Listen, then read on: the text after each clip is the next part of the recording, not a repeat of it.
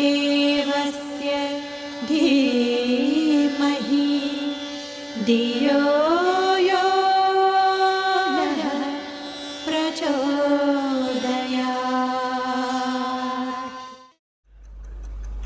तीसरा आज प्रयाग को माना गया है।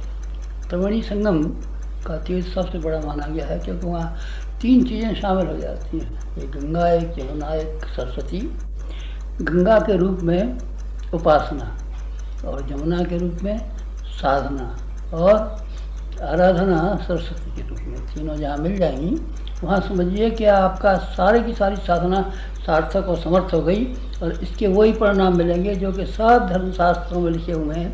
ऋषियों ने जो उसके प्रभाव और परिणाम देखे हैं, जो उपासना करने वाले सिद्ध पुरुषों ने जो इसके चमत्कार देखे हैं, वो चमत्कार आपको भी देखने को मिलेंगे, हमको तो मिले हैं। इसलिए आपको निवेदन कर रहे हैं कि अपनी ज़िंदगी का के अनुभव का सार और संक्षेप बता दें, और आपको एक ये बता दें कि हमको अब समय थोड़ा रह गया है, काम ज़्यादा रह गया है, तो अपनी चाल को तेज़ बढ़ा दिया है। तो तेज़ी से चाल बढ़ाने की दृष्टि से आप लोगों की ओर ध्यान दे करके अपनी चाल को हम कमज़ोर नहीं करना चाहते।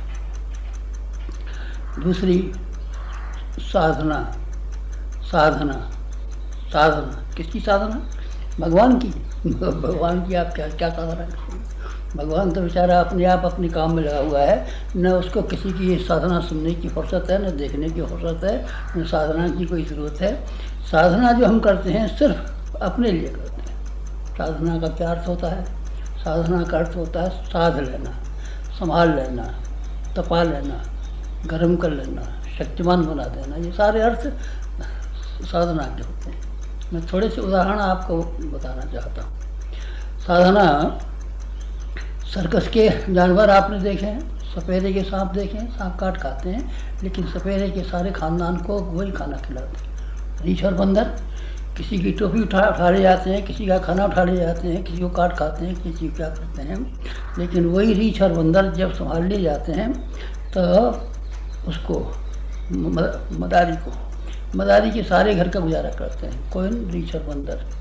और सर्कस के शेर, सर्कस के हाथी, सर्कस के घोड़े, सर्कस के कुत्ते ये ऐसे होते हैं कि इनकी कीमत, बाजारों की कीमत देखी जाए तो 2-5 रुपये भी कोई नहीं देगा इनकी, लेकिन ये इतने बड़े होते हैं कि सर्कस में काम करने वाले 200 आदमियों का सबका गुजारा करते हैं, सबको प्रोविडेंट फंड देते हैं, सबको वेतन देते हैं, सबको छुट्टियाँ देते हैं, सबको सब काम करते हैं।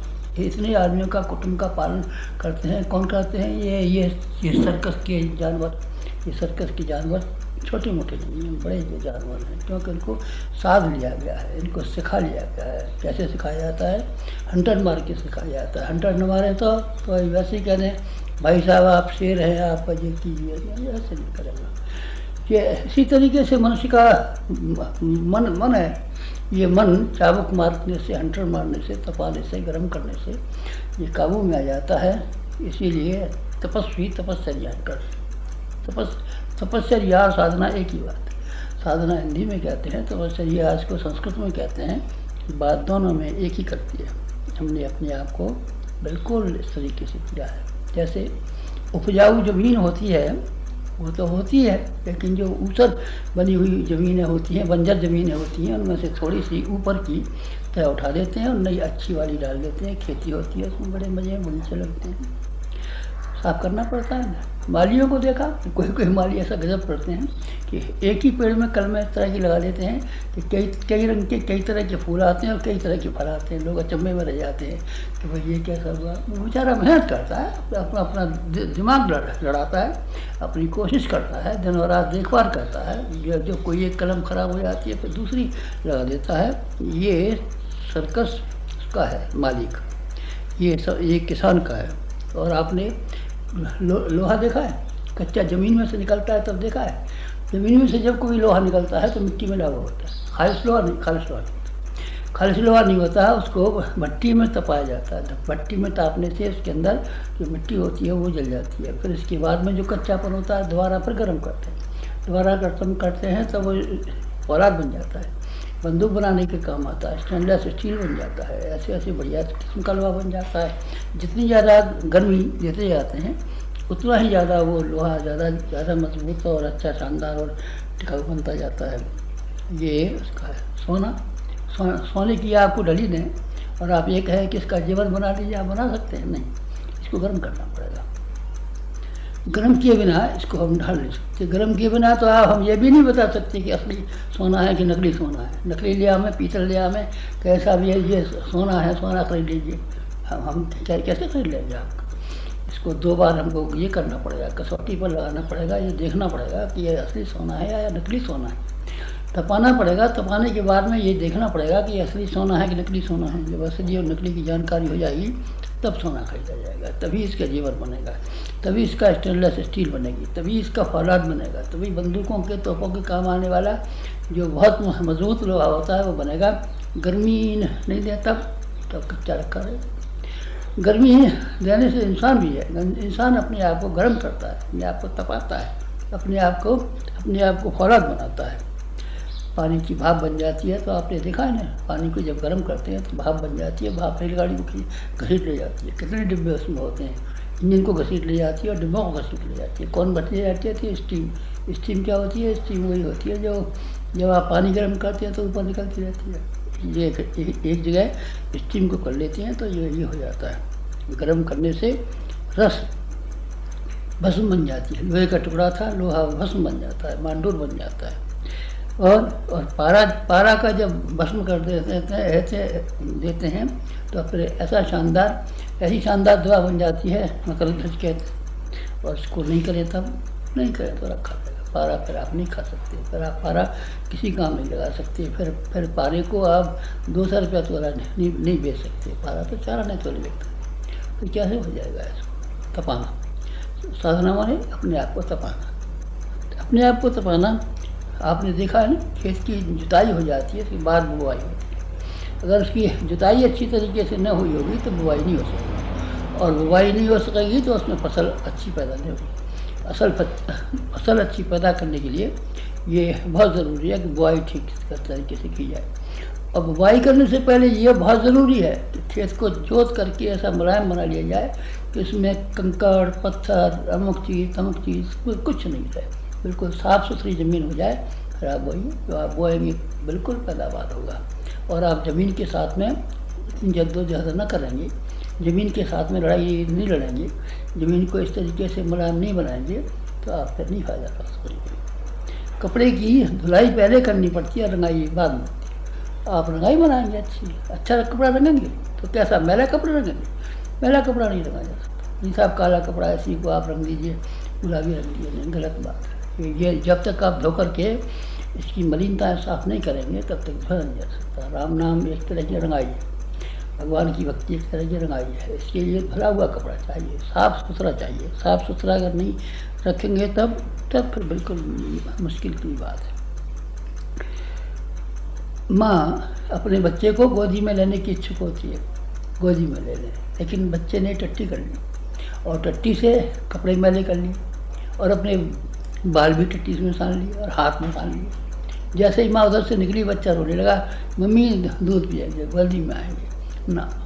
है तो माँ का बच्चा, पर गंदे को लेगी क्या? गोदी में गंदे को नहीं ले सकती। माँ ने कहा नहीं, गलत बात है, अभी ठहरना पड़ेगा। माँ ने पानी लगाई, गर्म पानी लाई, गर्म पानी से उसको धोया, उस पुराने वाले गंदे कपड़ों को उतारा, साफ कपड़े पहनाए, जहाँ उसको टट्टी लगी हुई थी सब धोई, उसके बालों को धोया, हाथों को धोया, साबुन से धोया, फिर सुखाया। सूख करके जब बच्चा ठीक हो गया तो उन्होंने छाती से लगा लिया, गोदी में ले लिया, ये कर लिया। भगवान भी ठीक इसी तरह के आदमी है। पहले कुचेले आदमियों को नहीं लेते, नापसंद करते। भगवान नापसंद करते हैं। हर आदमी से ये कोशिश करते हैं कि कोई मेरा कुचेला आदमी ना हो, साफ़ सुथरा आदमी हो। साफ़ सुथरा मेरा मतलब शरीर से नहीं है, शरीर से नहीं है, भीतर से भी है। पूजा पाठ करने आप जाते हैं तो साफ़ सुथरा कर रखते हैं कि नहीं रखते? कमरे को साफ़ करते हैं, शरीर को साफ़ करते हैं, कपड़ों को साफ़ करते हैं, बर्तनों को साफ़ करते हैं। सब कुछ जो पूजा का घर है उसमें साफ़ सुथरापन से जाया जाता है। मेरा कुचालेपन से नहीं जा सकेंगे। आप जूते पहन के जाएंगे कैसे बात बनाइए? नहीं बनाइए बात। इसलिए साफ़ सुथरा रखना बहुत ज़रूरी है। और जब मेहमान घर आते हैं तब लड़की की शादी होती है, जब मेहमान आते हैं तो घर आप पोतते हैं कि नहीं पोतते? दिवाली आती है, लक्ष्मी जी आती हैं, तो घर के और कमरों को आप लिपाई पुताई करते हैं कि नहीं करते? और भगवान को अपने भीतर बुलाना चाहेंगे तब, मान शक्तियों को अपने भीतर बुलाना चाहेंगे तब, तो अपने आप को साफ करेंगे या नहीं करेंगे, साफ सुथरा रखेंगे नहीं रखेंगे। तपस्या इसी का नाम, तपस्या इसी का नाम है, साधना इसी का नाम है कि अपने अंदर से जो बुराइयां हैं, जो हमारे अंदर की भूलें हैं, अपने अंदर जो कमियां हैं, अपने अंदर जो दोष और दुर्गुण हैं, अपने अंदर जो कसाय और कलमश हैं, इनसे जद्दोजहद करने में, लड़ाई लड़ने में जो मेहनत करनी पड़ती है, कठिनाई उठानी पड़ती है, वो सारी की सारी हम कठिनाइयों को खुशी खुशी उठाएं, इसी का नाम है। इसी का नाम क्या है? इसी का नाम है साधना। साधना इससे कम में नहीं होती, इससे कम में से साधना नहीं होती। आप बर्तन में पानी लेंगे, कितना पानी लेंगे? बर्तन आपका जितना बड़ा उतना पानी ले जाएगा। बरसात हो रही हो बहुत जोरों की, तो आपके पास जो भी बर्तन हो आप खुले में रख दीजिए, उतना ही भरा हुआ पानी मिलेगा। कटोरी आपके पास छोटी सी हो तो आप कटोरी रख दीजिए, कटोरी भर के पानी मिल जाएगा। थाली हो, थाली भर के पानी मिल जाएगा। और अगर आपके पास गड्ढा है तो गड्ढा भर के पानी मिलेगा। तालाब आपका है तो आपको तालाब में जब भयंकर वर्षाएँ होती है तो तालाब रातों रात भर के पूरे हो जाते हैं। आपके पास क्या है बोलिए, उसी के हिसाब से देंगे। जैसा भगवान की कृपा होगी तो देंगे, कृपा होगी तो फिर काय में देंगे, ये तो बताइए।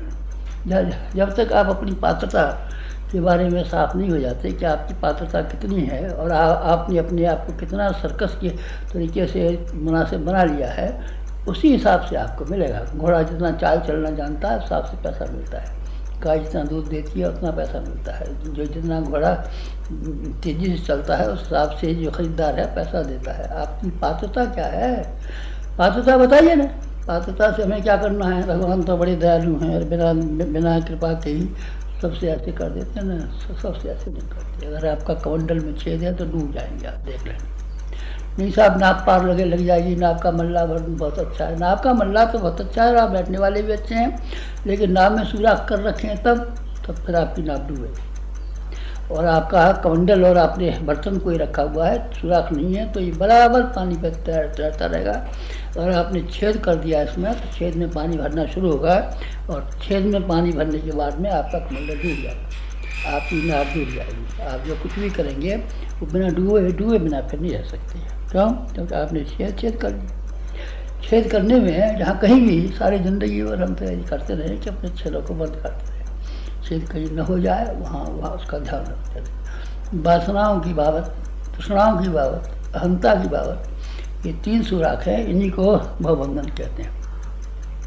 भवबंधन मनुष्य की ख्वाहिशें, आध्यात्मिक ख्वाहिशें तो आप तब करेंगे ना जब संसार की ख्वाहिशों से मन हटा लेंगे तब। और आपकी संसार की ख्वाहिशों में आपका इतना मन लगा हुआ है बेताशा, तब फिर आप अध्यात्म की ओर कैसे मन लगा पाएंगे? पूजा की ओर कैसे मन लगा पाएंगे? सब और से मन समेटेंगे नहीं तो एक दिशा में किस तरीके से करेंगे? आप बंदूक की गोली का निशाना लगाते हैं, जब तक निशाने पर आपका ध्यान नहीं है, कभी इधर को भी देख रहे हैं, कभी इधर को भी देख रहे हैं, कभी इधर को भी मटक रहे हैं, कभी इधर को मटक रहे हैं, 20 जगह मटक रहे हैं, फिर आप ये चाहते हैं कि बंदूक की गोली का निशाना ठीक लगाए, सब और से निगाह उठाइए, सब और से देखना बंद कीजिए, एक निशाने पर। अब आजकल हमारा निशाना एक जगह पर है, बाकी जगह पर से हमने सब ध्यान हटा लिया है। हमको क्या करना है, कैसे करना है, क्या करना है, ये हमारे नौकर हमने रख दिए हैं। ये अपने 5 अपने हिस्सेदार बना दिए हैं।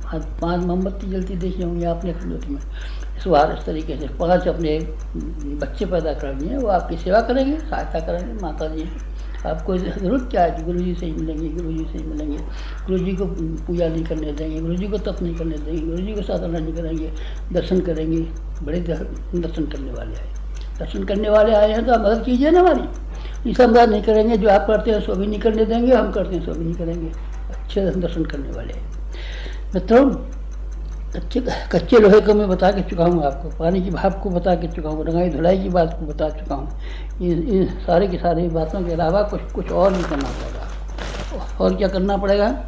आपको वासना तृष्णा को ही करना पड़ेगा। लोभ और मोह ये हथकड़ी और बेड़ी है, ये भगवान की ओर चलने नहीं देती। भगवान आपको गोदी में लेने के लिए हाथ बढ़ा रहा है, लेकिन आपने 2 ऐसे बंधन बांध के रखे हैं जो आप भगवान की ओर चल नहीं पाएंगे, आप भगवान की ओर नहीं चल सकते। हाथों में हथकड़ी बांधी है तो आप हाथ कैसे खोलेंगे, गोदी में कैसे जाएंगे? और पैरों में अगर आपने मजबूत ये बांध के रखा है, ये कर रखा है, तो कैसे होगा फिर आपका? बताइए, फिर आप किससे के चलेंगे? पैरों में तो बेड़ी बांध रखी है, तो बेड़ियाँ क्या है? लोभ की बेड़ी और मोह की बेड़ी।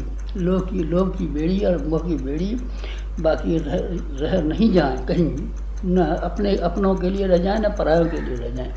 लोभ और मोह की के बंधनों को काटने के लिए ज़रूरत थी, इसके लिए अपने आप को मारना पड़ता है, अपने आप को ठीक करना पड़ता है, अपने मन को समझाना पड़ता है। अपना मन नहीं मानता तो इसकी पिटाई करनी पड़ती है। घोड़े को समझा करके चलाते हैं, नहीं मानता तो पिटाई करते हैं। बैल को पिटाई करते हैं। बैल जब हल में चलना स्वीकार नहीं करता तो उसकी पिटाई भी की जाती है। हमने अपने आप को पीटना भी सीखा है और अपने आप को ये भी किया है। अपने आप को इतना पीटा, इतना धोया है कि धोकर के धुले हुए कपड़े की तरीके से भक्का हो गए। और हमने अपने आप इतना धोना है कि रुई की तरीके से जरा सी रुई होती है, धुलाई के बाद में इतनी फूल करके इतनी मोटी रुई हो जाती है। हमने अपने धोना भी है। अब इससे आगे अपने को धोने के लिए और अपने आप को धोने के लिए फिर हमने एक नए से कदम उठाया है, क्योंकि अब हमको बड़ा काम करना है ना। अब हमको असेंबली में जाना है ना, पार्लियामेंट में बैठना है, तो धुली टोपी नहीं, लेकिन मैल की टोपी या तेल की डूबी हुई टोपी पहन करके किस तरीके से जाएंगे। अब हमको बड़ी जगह जाना था। पहले तो अपने गाँव मोहल्ले में घूमते थे, अब बड़ी जगह जाना है। इसीलिए ज़्यादा धुलाई की हमको आवश्यकता पड़ी और ज़्यादा सफाई की हमको आवश्यकता पड़ी। इसीलिए अब हमने ये कर लिया है। आपका ख्याल क्या है?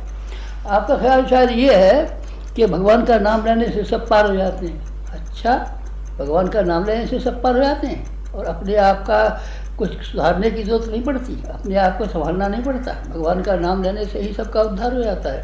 अच्छा, जरा कौन कहता था आपसे? वो हमने एक दोहा पढ़ा है, तो इसलिए हम तो समझ गए थे कि ऐसे ही पार कर देता है, राम नाम लिया पार हो गए। कौन सा दोहा है जरा बताना? गढ़का गीध अजामिल तारे तारे सदन कसाई। अच्छा, नाम लेने से हो गए। अच्छा, वाल्मीकि जो था, जो कि भगवान का इतना बड़ा भक्त हो गया, जिसके उन्होंने अपनी धर्मपत्नी को छोड़ दिया और अपने बच्चों की गार्जियनशिप जिसकी सुपुर्द कर दी। क्या आप ये समझते हैं कि वाल्मीकि ने राम नाम लिया था इसी से हो गया था और डकैती करता रहा कि नहीं करता रहा? नहीं साहब, फिर डकैती तो नहीं की। फिर आप क्या कहते हैं राम नाम? डकैती उसने छोड़ी न होती, डकैती करता रहा होता, फिर भी राम नाम लेने से इतना बड़ा संत बन जाता, तो हम समझते आपका कहना ठीक है। गलत है आपका कहना, बिल्कुल गलत है। राम नाम लेने से उद्धार हो जाता है, एकदम गलत है, 100% गलत है। राम नाम उद्धार लें चाहे नहीं भी लें, राम नाम कहें चाहे मरा कहें, चाहे नहीं भी कहें, चलिए मैं तो नहीं कहता हूँ, लेकिन अपने आप को धोकर के आप इस लायक बना लें कि भगवान आपको प्यार करने लगे, तब बात बनेगी। इससे कम में नहीं बन सकती। राम नाम का इतना महत्व मत दीजिए। राम नाम का महत्व तो है, जैसा मैं नहीं कहता किसी को राम नाम नहीं लेना चाहिए, पर मैं ये कहता हूँ राम नाम लेने के लायक आपकी जीभ तो ऐसी होनी चाहिए। जीभ पे कंट्रोल कीजिए ना, आप अपनी जीभ पर काबू कीजिए। खान पान के संबंध में आप ईमानदारी की कमाई खाते हैं कि बेईमानी कमाई खाते हैं? बताइए ज़रा। जो जीव है आपकी, ये दूसरों को ये सलाह मशवरा देती है, ये अच्छे सलाह मशवरा देती है, गलत सलाह मशवरा देती है। जीव से आप बहकाते हैं लोगों को कि जीव से अच्छे रास्ते पर आते हैं। जीव को बताइए ना, धोकर के आपने साफ कर लिया है तो ठीक है, आप जब कीजिए। हमने अपनी जीव को धोया है, जीव को साफ किया है। जीव ने चमत्कार दिखाए हों, कोई साफ वरदान दिए हों तो उसको जीव को साफ किया है। आपने संगी ऋषि का नाम सुना है ना? संगी ऋषि ने साप दिया था राजा परीक्षित को, तो उसको 7वें दिन सांप काट खाएगा, 7वें दिन सांप नहीं काट खाएगा। और उन्होंने यह आशीर्वाद दिया था, दशरथ जी ने यज्ञ किया था, पहले भी कर चुके थे यज्ञ, हमारे बच्चा हो जाए, पर किसी बच्चा नहीं हुआ। लेकिन जब संगी ऋषि आए और संगी ऋषि ने यह आशीर्वाद दिया, प्रत्येक रानी के भाई एक और बच्चा होगा, 3 रानियाँ, 3-4 बच्चे हो गए, और ऐसे बच्चे शानदार हुए कि भगवान के बराबर हो गए। वो सब भगवान थे। रामचंद्र जी भगवान, लक्ष्मण जी भगवान, भरत जी भगवान, शत्रुघ्न जी भगवान। भगवानों को पैदा करने की क्षमता इसकी वाणी में थी। कौन थे? संगी ऋषि थे। संगी ऋषि ने अपने खान पान के बारे में यही जाना था कि उनके आश्रम में जो पैदा होता था सब वही खाते थे, और आश्रम से बाहर बुरे लोगों की संगति में न जाने देने के लिए लोमड़ ऋषि ने इतना कड़ा नियंत्रण उनके ऊपर रखा था कि किसी को ये भी नहीं जान सके कौन क्या होता है। इसी तरीके से वाल्मीकि की बात आप कह रहे थे ना। अच्छा, चलिए, अंगुलीमाल, मैं नाम बताता हूँ आपको। अंगुलीमाल वो आदमी था जो डकैती करता था और उंगलियाँ काट करके और देवी पर चढ़ाता था। वो अंगुलीमाल था, बहुत डाकू था। भगवान जी के बुद्ध के संपर्क में आने के बाद में उसने सब छोड़ दिया, और जो कुछ भी उसके पास बचा हुआ था प्रायश्चित में, ये नहीं कि जो बचा हुआ था अपने घर वालों को, खानदान वालों को दिया हुआ और खाली हाथ बुद्ध भगवान के पास आ जाए और बुद्ध भगवान के पास जा कर के कहे कि लाइए साहब खाना खिलाइए, कपड़े पहनाइए, जूते पहनाइए, चप्पल पहनाइए, चेला बनाऊँगा आपका, फोकट में बनाऊँ कोई, लाइए चेले का इंतजाम कीजिए। नहीं, ऐसा नहीं, बल्कि उसने न केवल अपना तन दिया, न केवल मन दिया, बल्कि धन दिया, सब जो कुछ भी था पूरे मन से भगवान को समर्पित कर दिया। अंगुलीमाल ने समर्पित कर दिया, तब वो संत हो गया, तब भगवान ने उसको अपनी गोदी में उठा लिया। तब भगवान बुद्ध ने उसको सारे इंडोनेशिया की तरफ, ये जो पूर्वी द्वीप हैं, इनमें उसको काम करने के लिए भेजा था। दूसरा बुद्ध कहलाया अंगुलीमाल, तब कहलाया जो अपने जीवन को साफ सुथरा बना लिया और डकैती करता रहता और राम नाम भी लेता रहता। बुद्ध भगवान के जैसे पीले कपड़े दूसरे शिष्य पहनते हैं वैसे ही कपड़े पहनते रहता है। तब क्या ख्याल है आपका? तो अंगुलीमाल ही रह जाता, चाहे पीले कपड़े पहनता, चाहे लाल कपड़े पहनता, चाहे सिर मुड़ा लेता, चाहे जो हो जाता, लेकिन कुछ बात बन नहीं सकती थी। गणिका गीध अजामिल तारे, अजामिल फिर मांस का व्यापार करता रहा था क्या? जब उसने भगवान की भक्ति लेना शुरू कर दी तब उसने मांस खाया था क्या? नहीं, फिर न मांस काटा, न मांस बेचा, न मांस खाया। बना तो संत ही बन गया। संत बनना है तो संत ही बनना। सूरदास और तुलसीदास के बारे में सुनाया आपने। बिल्वमंगल की जीवन कथा आपको मालूम है? जीवन की बड़ी गंदी कथा है। बिल्वमंगल जब उनके पिताजी का स्वर्गवास हो गया था तब लाश एक जगह पड़ी थी और वेश्या गमन में वो लगे हुए थे, ऐसे गंदे सूरदास। लेकिन जब उन्होंने अपनी आंखें फोड़नी तो भगवान उनको आए और बच्चे की तरीके से गोदी में उठा करके और जहाँ तहाँ ले जाते थे। भगवान उनके नौकर हो गए थे, भगवान के भक्त, भगवान नौकर हो गए थे उनके। कौन? उनके सूरदास। और तुलसीदास चंदन घिसे तिलक दय रघुवीर, तिलक घिसते थे और चंदन के लिए लाइन में खड़े रहते थे। लाइए चंदन जरा सा हमको दे दीजिए, हम भी सर को लगाएंगे। तुलसीदास जी की कृपा प्राप्त करने के लिए भगवान जी चंदन लगवाने के लिए वो खड़े हुए थे। अंगुलीमाल की बात आपने सुनी है ना? अंगुलीमाल, अच्छा, तो उसकी अम्बपाली थी। कह रहा अम्बपाली का नाम सुना है ना? वैसा थी, लेकिन जब भगवान की भक्त हो गई तब जो कुछ उसके पास करोड़ों रुपए की संपत्ति थी वो सब लाकर के चरणों में समर्पित कर दी और बहुत भिक्षुणी हो गई।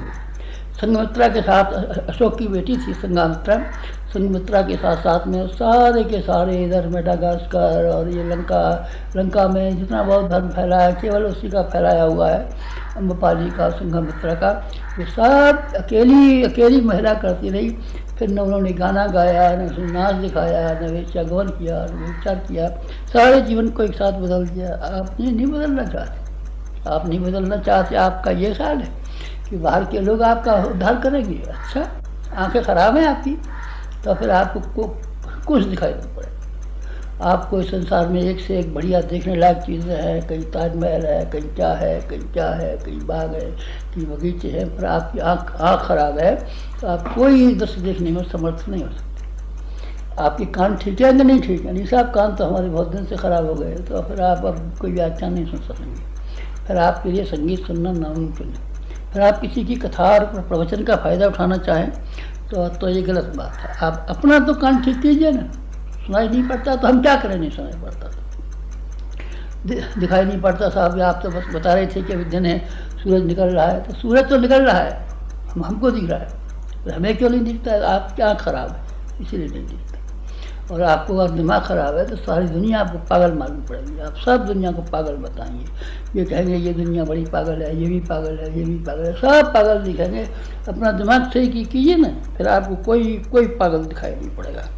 बस फिर इस तरीके से क्या करना पड़ता है कि अपने आप को सही करना पड़ता है। अपना सादा जीवन उच्च विचार के सिद्धांत को काम में लाना पड़ता है। उच्च विचारों को कार्य रूप में परिणत करना सिर्फ उसी के लिए संभव है जो कि सादा जीवन जिए, अपने आप में किफ़ायतशाली करे, अपने लोभ और मोह को कम कर ले, अपनी वासना तृष्णा और अहंता को कम कर ले, तब फिर उसके पास शक्तियाँ ही बच जाती हैं। शक्तियों का क्या कम रहता है? शक्तियों को आदमी का मुट्ठी भर का तो पेट है, मुट्ठी भर की ज़रूरत है। आदमी का तन ढकने के लिए तीन गज नहीं, 10 गज कपड़ा चाहिए। सोने के लिए 4 हाथ की चारपाई चाहिए। खाने के लिए 2 मुट्ठी अनाज चाहिए। आदमी से तो और जानवर ज़्यादा खाए जाते हैं, भैंसा ज़्यादा खाया जाता है और जानवर ज़्यादा खाए जाते हैं, लेकिन वो तो आदमी की खुराक कितनी है, मुट्ठी भर है। और आदमी कितना कमा सकता है, आदमी के हाथ कितने मजबूत हैं, और आदमी की 20 उंगलियाँ कैसी हैं जैसे कि सृष्टि में किसी जानवर को नहीं मिली। उसमें कमा सकता है आदमी, और उस कमाने के बाद में फिर क्या कर सकता है, फिर भगवान की गोदी में रख सकता है। भगवान की गोदी में रखने के बाद में फिर निहाल हो जाता है। आदमी बहुत कुछ कर सकता है, ऊंचे विचारों को कार्यान्वित भी कर सकता है, ऊंचे विचारों को सिखा भी सकता है, ऊंचे विचारों को कोई जीवन में ओतप्रोत भी कर सकता है। कब? जब सादा जीवन हो। सादा जीवन के मानी ये है कसा हुआ जीवन, तपा हुआ जीवन, कसा हुआ जीवन, तपा हुआ जीवन। आगे से हम कसा हुआ जीवन, तपा हुआ जीवन पहले भी जिया है। आप ये मत सोचिए कि पहले हमने कसा हुआ तपा हुआ जीवन नहीं जिया है। हमने इससे पहले भी बहुत कसा हुआ और बहुत तपा हुआ जीवन जिया है, लेकिन अब इससे आगे जो मौन धारण करने का और जो एकांत में रहने का जो हमने नया कार्यक्रम बनाया है, उसमें अपने आप को कस डालना है। रंग लाती है ना पत्थर पर पिस डालने के बाद। जो मेहंदी होती है पिसने के बाद में लाल होती है, पीसेंगे नहीं तो फिर मेहंदी कैसे लाल रंग देने लगेगी। अपने आप को पीसने के लिए और अपने आप को तपाने के लिए, गर्म करने के लिए, खालिश सोना बनाने के लिए, फौलाद बनाने के लिए, स्टील बनाने के लिए हमने ये दूसरा वाला कदम उठाया है। कौन सा वाला कदम? साधना वाला कदम। साधना आपको भी करनी पड़ेगी, ध्यान रखिए। आप अय्यासी करते हुए, आप मालदार बनते हुए, आप मौज मजा उड़ाते हुए, आप स्वार्थी और लोभी और लालची रहते हुए अगर आप चाहें कि हम राम नाम लेकर के उद्धार की तरफ चल पड़ेंगे, आपका बिल्कुल गलत ख्याल है, 100% गलत ख्याल है। और 100% गलत ख्याल को बनाए रहेंगे तो आपको क्या मिलने वाला है? हमारे गुरु ने तो यही सिखाया और महापुरुषों के जीवन ने हमको यही सिखाया। जितने भी महापुरुष संसार में हुए हैं उन सबके जीवन हमने पढ़े और सबको देखा, और सबने एक ही पाया कि उनमें से हर एक आदमी ने अपने आप को तपाया। आया गांधी हुए हों, आया बुद्ध हुए हों, अथवा दूसरे लोग हुए हों, तीसरे लोग हुए हों, इन सब ने अपने आप को तपाया। और तपाने के बाद में इतना खरा और इतना सही बना लिया कि जहाँ भी गए वो काम करते हुए चले गए। तलवार पर धार रखनी पड़ती। धार अगर आप तलवार पर रखेंगे नहीं तो उसको मारेंगे, किसी के खोपड़े में तलवार मारेंगे, लग जाएगी जरा सी, खून वून भी निकल सकता है, पर आप सिर नहीं काट सकते। सिर काटने के लिए पत्थर पर घिसना पड़ता है, चाहे लोहे को घिसना घिसिए, चाहे मेहंदी को घिसिए, चाहे अपनी इंसानियत को घिसिए, चाहे अपने को घिसिए। घिसना और तपाना ये बहुत सख्त ज़रूरत है। साधना ऐसे कहते हैं।